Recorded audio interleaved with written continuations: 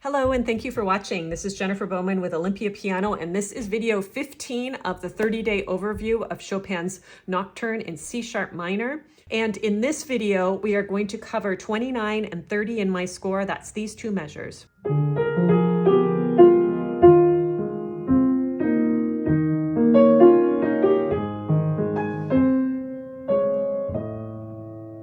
And today I'd like to get started with harmony. If you would not like to focus on harmony, go ahead and just go in the description and find the timestamp for the section you would like to focus on. All right, so let's start in measure 29. I'm going to cover 2 beats at a time because that's the harmonic structure of this section. So the left hand we have C double sharp, E sharp, B, G sharp. Right hand, we have another G sharp, so I'm just going to put that down there. Our next note is A sharp. That's what's called a neighbor, so I'm not going to use that either. And then we have F double sharp, which is getting us to E sharp. So F double sharp is what we'd call a passing tone, so I'm not going to use that in our harmony. And right hand ends on E sharp, which I've already got. So if we take a look at that chord, it's already stacked up in thirds, or stacked like a snowman, like I like to say. C double sharp, then we skip the letter D, then E something, in this case E sharp, then G something, in this case G sharp, and then B something. So we're always skipping a letter when we're trying to find the name of the chord. So this chord is a C double sharp diminished chord. Let's take a look at beats 3 and 4. We have D sharp, G sharp, B sharp, A sharp. In the right hand, we have that E sharp and D sharp. So I am not going to use the E sharp because that's passing down to D sharp. I've already got a D sharp, so I'm not going to keep that one. Similarly, I'm not going to keep the A sharp either. So that leaves us with this chord. If I put that in root position, it's a G sharp chord. So we've got diminished chord leading to the second inversion, or 6/4. The 6 represents the interval of a 6th above the bass and the interval of the 4th above the bass.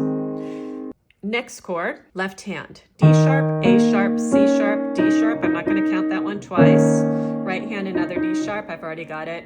C sharp, I've already got. E sharp and F double sharp. This E sharp is going to be passing through to here, so I'm not going to use the E sharp in our harmony, but I'm going to use the F double sharp. So that gives us, for our chord harmony, D sharp, skip the E, F something, it's F double sharp, skip the G, A something, A sharp, skip the B, and C something, C sharp. So that gives us a D sharp dominant chord. Dominant chords are usually going to lead to the chord a 5th lower than the root of the dominant chord, which would be G sharp. Let's check beats 3 and 4. We've got G sharp, D sharp, G sharp, B sharp. So let me move this up here. I'm going to get rid of that. G sharp. I'm going to put the D sharp up here. And the right hand has a G sharp, which I already have, B sharp, which I already have, and then a C sharp, which is a passing tone to the next harmony. So G sharp. So chords in review: C double sharp diminished, G sharp second inversion, D sharp dominant 7 to G sharp root position. Now, in terms of fingering for the left hand, it's kind of nice because all of a sudden everything fits in the span of the hand. So as we go through the fingering, let's just make sure we're playing all the right notes. We've got 4 sharps, and then we've got all these accidentals, which are moving some of the keys around. So we start with C double sharp, finger 5, E sharp with finger 4, B natural, G sharp, float on that one. Moving up to D sharp in the key signature, G sharp in the key signature, B sharp, not in the key signature, and A sharp, not in the key signature. 5, 3, 1, 2. Now take a look here. The D sharp and the B sharp have double stems. So that means you're going to hold that key for a full quarter note duration. So you're not going to just get off of it when you play the next note, but rather hold, and then do it again, hold, giving a tiny bit of tension there. Next measure, D sharp in our key signature, A sharp, not in our key signature, C sharp, D sharp, use 5, 3, 2, 1. This is not going to be a float off because there's a crescendo. And then our last two beats, G sharp, D sharp, G sharp, B sharp, G sharp. So in terms of motion, we're going to have float off, then hold, hold, growing.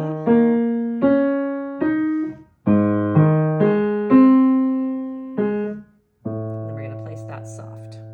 Rhythm-wise in the left hand, very standard for measure 29.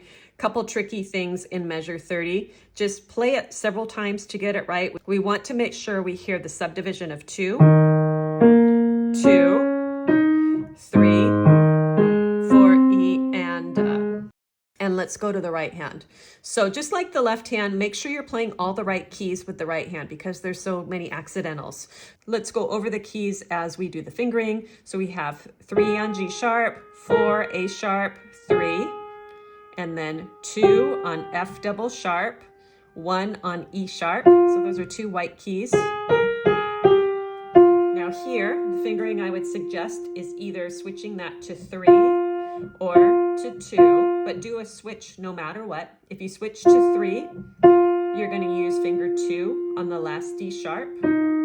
If you switch that to 2, you could use 1 and then do 2, 1 in a row. So measure 30, we've got 1 on D sharp, 5, C sharp, scoot that thumb up to E sharp, 1, F double sharp, 2, G sharp, 3, lift and move, 5 on G sharp, 1 on B sharp, 2 on C sharp, and 3 on D sharp. Because I have that whole detailed video on rhythm, I'm not going to go over that in depth in this overview, but let me count it out so you can get that in your fingers. Here we go. 3, 4. So we've got 1 and 2 and 3 and 4 and 1 E and 2 E and 3 E and 4 E and 1. So make sure you are really feeling those subdivisions because it will affect how the hands fit together. In terms of the right hand technique and articulation, what I would suggest is a little roll up to start, and then touch, touch, finger switch, then touch again. Notice on that, I'm rising and then I'm just touching with the tip of my finger. I'm going to reset the angle of my hand, 1 E and I'll let my wrist kind of go around in a little circle to get to the C sharp. And then I do another little circle, lift, circle. Even though I'm being kind of large with the motions have an effect with the contour of the music. Now if I do a little quicker.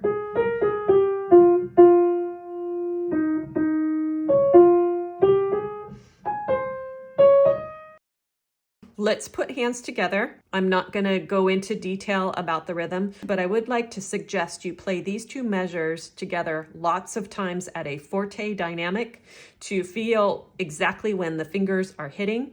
So we're going to start with together, right, left, right, together, together, finger switch, left hand hold, holding, then the left hand's going to hold again on the B sharp, then touch both hands, reset, together, left, right, together, left, right, together, left, left, right, together, together, together.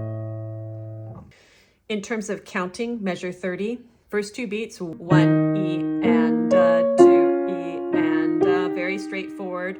The 3 against 4, I go over a little bit more in the rhythm video, but really when you're trying to put a 3 against 4, what you do is you find the common denominator between 3 and 4, which would be 12. Then you figure out how many subdivisions each hand has. So the left hand has 3 notes, so that means each subdivision gets 4. 1, 2, 3, 4, 5, 6, 7, 8, 9, 10, 11, 12. So technically it would be hitting on 9. Here, the right hand is smaller subdivision, so it would be 1, 2, 3, 4, 5, 6, 7, 8, 9, 10, 11, 12. So I'm actually being quite realistic when I say the right hand's playing right after the left, because if we put it together, 1, 2, 3, 4, 5, 6, 7, 8, 9, 10, 11, 12. See what I mean? And then this would be 4, E, and together. So let's pound that out. 3 and 4 and. Hold, hold, touch, 1, E, and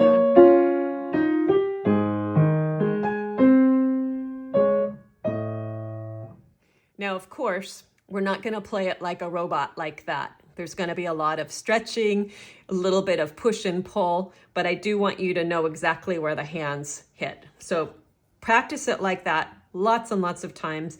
And now let's put in the pedal next. So I'm going to give you 2 options for pedaling.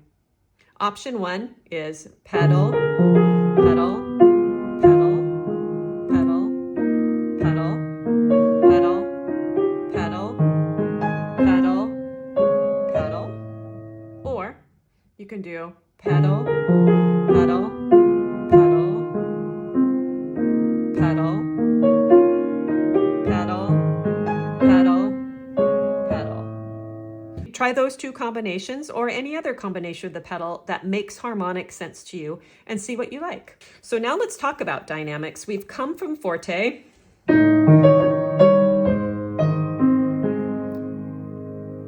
My teacher, Dr. Richter, liked me to do this a little softer, so maybe like mezzo forte. Such an interesting harmony. And then growing here with the crescendo that's written in. And then setting this a little bit soft. With regards to rubato, my suggestion to you for these 2 measures is going to be listening to a lot of artists play it and practicing it a lot to see what feels natural for your level and your ability. What I like to do is not do too much, but maybe place the beat 3 a little late in measure 29. So smooth, smooth, maybe a little late there, bringing it out. But then all this rhythmic stuff in the next measure is pretty interesting. And I tend to want to pick up the tempo for beats 1 and 2, move forward, 1 E and a, 2 E and a, then spread out beat 3 to bring out that triplet, 1 and. Get it in your fingers and then see what type of push and pull speaks to you. So that's it for today's lesson. Thank you so much for watching and being part of this series. I appreciate your support in sharing these videos, subscribing to my channel, making donations to my channel so I can make more videos like this that reach people who don't have a piano teacher. I love hearing your insights about this piece, especially from those of you who have played it a lot. And I also love knowing where you're from, so please leave that for me in the comments. And as always, thank you for watching.